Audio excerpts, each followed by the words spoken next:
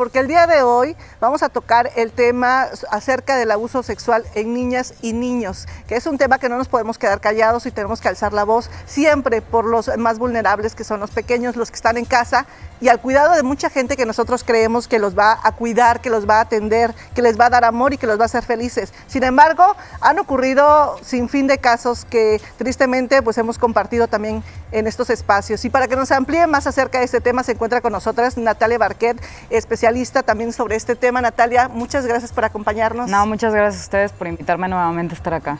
Bueno, ¿qué te parece si comenzamos explicando qué es el abuso sexual infantil en niños y niñas? Bueno, hablando de un tema intrafamiliar, el abuso parte en diferentes, puede ser psicológico, económico, emocional y físico. El abuso sexual entra de la parte física. Todos tocan con todos. Y desgraciadamente todo se divide en escalas. Siempre va a haber una escala del 1 al 10, son escalas de peligrosidad. Así en un tema hablando de defensa personal, todo lo vamos a dividir y a medir en unas escalas. Desgraciadamente, al tocarse todos con todos, estos van escalando, cumplen procesos y de ahí se sigue al siguiente, el cual al escalar van a terminar todos en el abuso sexual. El 90% de las violaciones, casos de abuso sexual, vienen por abuso intrafamiliar. Sí. 90%. El 2020 cierra con el 90% de las violaciones son en casa. Estos parten de papá, hermanos, de ahí nos seguimos a tíos, primos, familiares terceros, y de ahí pues ya vienen las violaciones al azar.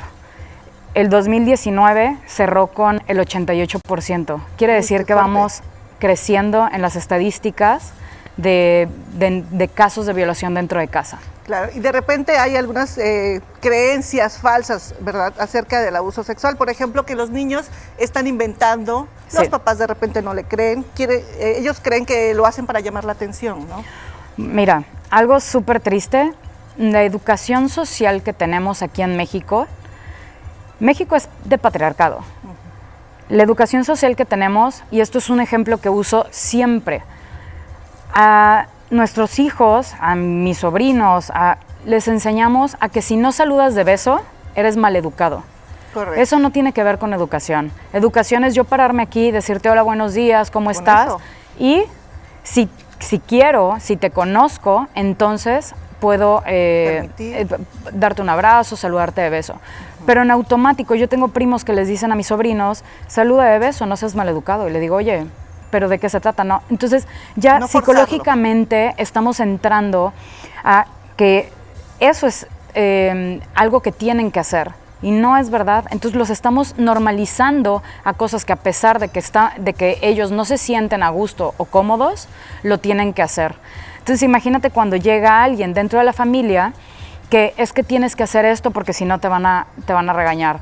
Es súper delicado la forma en que les enseñamos a nuestros hijos las cosas que son normales y lo que no.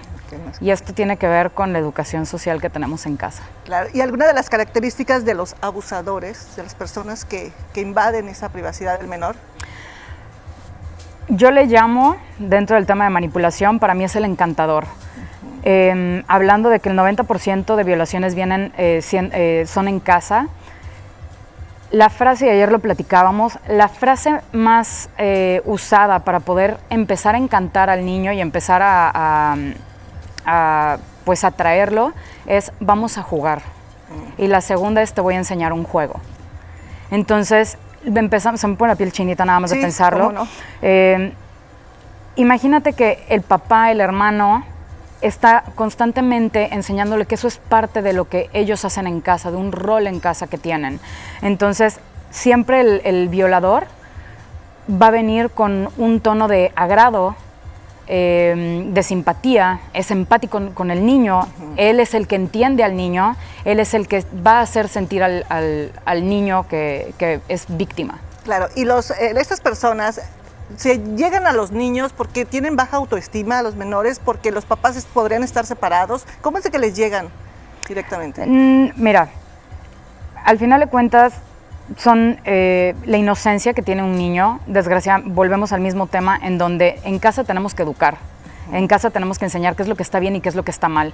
Hablando de un espacio personal, no puedes, mamá, papá, tienen que enseñarle a los hijos que no importa quién sea, y digo no importa quién sea, si yo tuviera un hijo, yo le voy a enseñar que mi papá, o sea, su abuelo, mi cuñado, mi primo, si él, nadie puede llegar a tocarlo, nadie puede llegar a hacer contacto físico con él si él no quiere. Correcto. Menos si es, o sea, porque ya estamos hablando de un tema de contra de voluntad.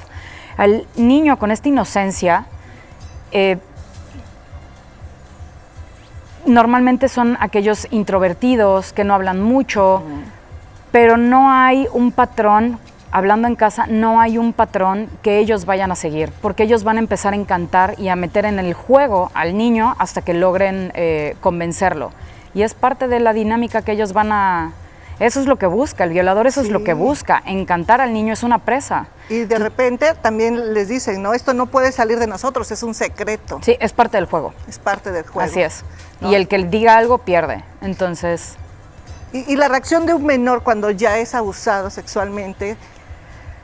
¿Cómo lo identificamos como papás? Normalmente los niños no hablan. Parte del tema de educación social, sobre todo a mujeres, nos dicen no seas exagerado, no hagas drama, quédate callado. Eso es parte de lo que les estamos enseñando a nuestros hijos. Todo esto parte de casa.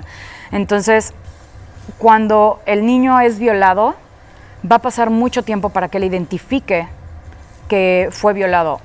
Una persona adulta, una mujer, que es violada, primero va a pasar por pena, va a pasar por vergüenza, culpabilidad. Culpabilidad. Antes de poder decirlo, de poder hablarlo, de poder enfrentarse ante la realidad, porque es mal vista. Aquí en México es mal vista, porque ella provocó, porque ella hizo. Imagínate un niño que no tiene la conciencia de todo lo que puede pasar. Cuando crecen, se vuelven, si eran introvertidos, la inseguridad que ellos llegan a tener, dejan de hablar. Ellos crecen creyendo que el amor tiene que ver con eso, que tienen que dominarlos, que tienen que someterlos, a pesar de que ellos no quieren. Claro, hay que enseñarles la diferencia de una expresión de cariño a una caricia sexual. Sí. Digo, porque de repente, ¿no? Como decías tú, lo del saludo, si no quieres, pues hay que respetarlo sencillamente, ¿no? No invadir la privacidad. Pues Natalia, es un tema muy amplio y nos da muchísimo gusto que toquemos ese tema para alertar a los papás y que escuchen, que los escuchen, que les crean. Eso es muy importante también, ¿no? Hay que hablar con ellos, todo parte de la comunicación, hay que estar constantemente hablando con ellos, hay que estar constantemente diciéndoles qué está bien y qué está mal. De verdad, la gente tiene que, para poder educarte, tienes que educar. Correcto. Entonces, el adulto tiene que aprender para poder enseñar. Y fíjate, tenemos unas fotos justamente de dos famosas que compartieron, donde aparece ahí una cifra, ¿no? Donde esta chica de Aislinn Derbez y Surya Vega ponen que 6 de cada 10 niños pues sufren este abuso sexual. Tristemente, ¿no? Es un caso tan total, 6 de cada 10 niñas y 4 de cada 10 niños han sufrido el abuso sexual. Así es. ¿No? Son datos importantes y que han demostrado las cifras, ¿no? De todo lo que está ocurriendo en nuestro país, en nuestro hogar. Y no queremos eso, queremos niños felices. Así es. Muchísimas gracias, Natalia. No, a ti, muchísimas gracias nuevamente por estar acá.